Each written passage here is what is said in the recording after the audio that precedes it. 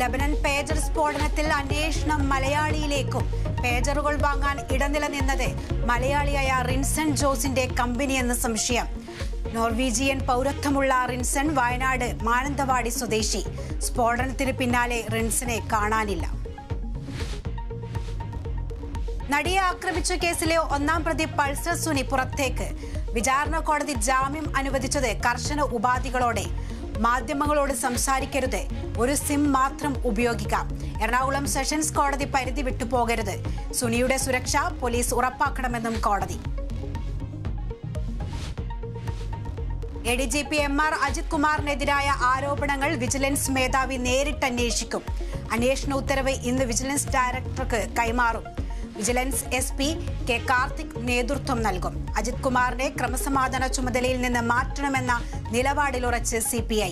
കുറ്റവാളിയാണെങ്കിൽ സംരക്ഷിക്കില്ലെന്ന് LDF convener TP Ramakrishnan. ജോലിഭാരത്തെ തുടർന്ന് ജീവനക്കാരി മരിച്ച സംഭവത്തിൽ പരാതിയുമായി കൂടുതൽ ജീവനക്കാർ. EY കമ്പനി ചെയർമാനും മറ്റൊരു ജീവനക്കാരി അയച്ച മെയിൽ സന്ദേശം പുറത്ത്. ഇത് ആദ്യ സംഭവമല്ലെന്നും ഇനിയൊരു അന്ന ഉണ്ടാവരുതെന്നും സന്ദേശത്തിൽ.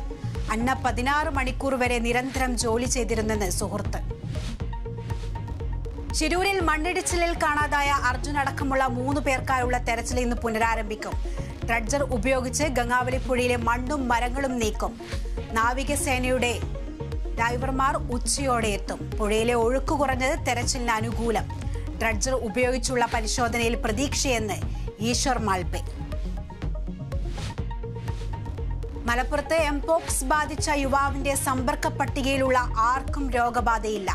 എല്ലാവരുടെയും പരിശോധനാ ഫലം നെഗറ്റീവ്. എംപോക്സ് വകഭേദം ഏതാണെന്ന പരിശോധനാ ഫലവും ഇന്ന് പുറത്തുവരും.